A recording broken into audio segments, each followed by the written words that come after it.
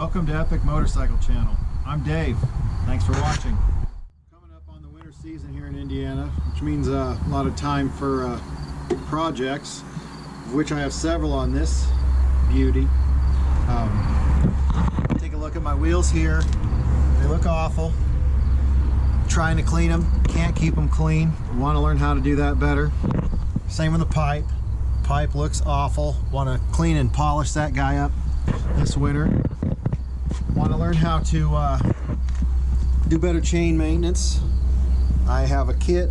I've been trying to do it, but it's messy and I feel like I take forever. Some other issues. Does not want to start good cold, so I'm going to take the throttle bodies off.